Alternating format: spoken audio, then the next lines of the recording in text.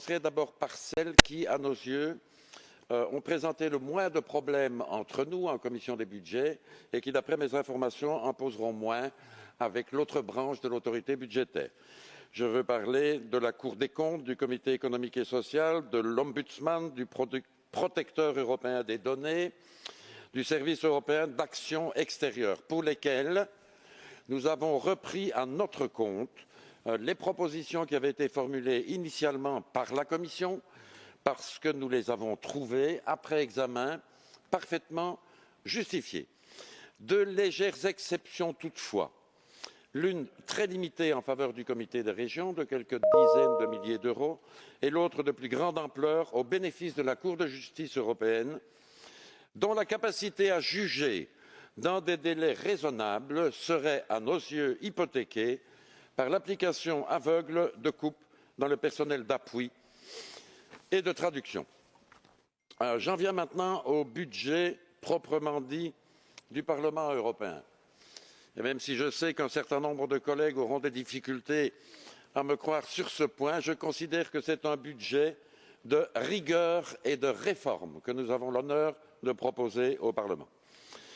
Depuis le début de ces travaux, la Commission des budgets a accepté, sur ma proposition, de constituer une enveloppe exceptionnelle de 15 000 euros. Cette enveloppe a pour objectif exclusif de financer les mesures urgentes et nécessaires en matière de sécurité. Sécurité des bâtiments d'abord, tant il est vrai que les accès aux bâtiments à Bruxelles essentiellement ont fait la démonstration de leur déficience. Sécurité informatique ensuite, pour mettre nos systèmes ICT au niveau des progrès technologiques et à l'abri des attaques possibles de plus en plus variées et sophistiquées. Mis à part cette réserve exceptionnelle, cette enveloppe exceptionnelle, le budget du Parlement européen n'augmentera globalement que de 1,6% en 2016 par rapport à 2015, c'est-à-dire un niveau proche de l'inflation prévisible. Cet accroissement limité est d'autant plus significatif qu'il nous a fallu tenir compte très récemment de la création d'un nouveau groupe politique, ce qui a entraîné des demandes d'emplois temporaires supplémentaires et un accroissement sensible des dépenses qui, par ailleurs, ont été compensées.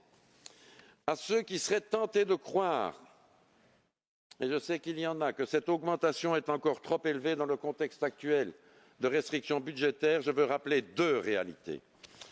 La première est qu'avant de présenter le budget du Parlement européen devant la plénière, la Commission des budgets se doit d'arriver à un accord avec le bureau du Parlement européen, instance au sein duquel la préoccupation budgétaire n'est pas nécessairement prioritaire. La deuxième réalité est que malgré cette contrainte, la Commission des budgets est parvenue à réduire de plus de 18 millions d'euros les demandes approuvées initialement par le bureau. J'ajoute, et ce n'est pas sans importance, qu'à l'instigation de la Commission des budgets, et c'est un point sur lequel votre rapporteur s'est fortement investi, le bureau a marqué accord hier soir sur une réforme importante en ce qui concerne les assistants personnels des députés, ce qui était budgétairement connu sous le nom d'indemnité de secrétariat, libellé d'ailleurs inadéquat et que nous proposons de modifier.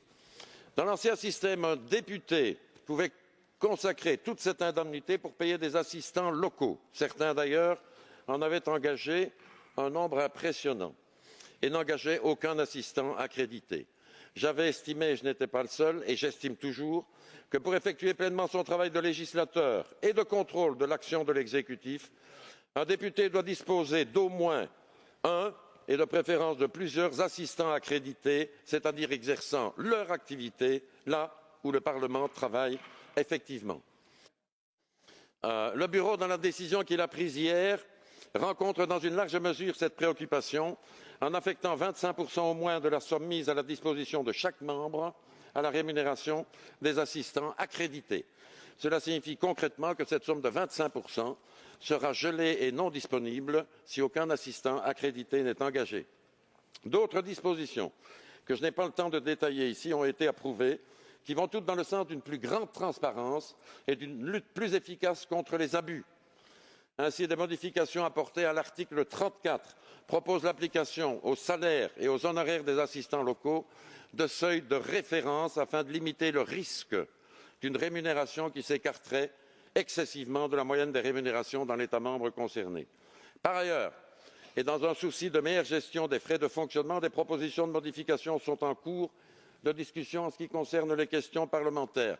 Cela peut sembler quelque peu marginal, mais ce ne l'est pas si l'on sait que depuis le début de la législature, nos collègues ont déjà posé plus de 16 000 questions écrites et que chaque question écrite coûte, Parlement et Commission compris, 780 €.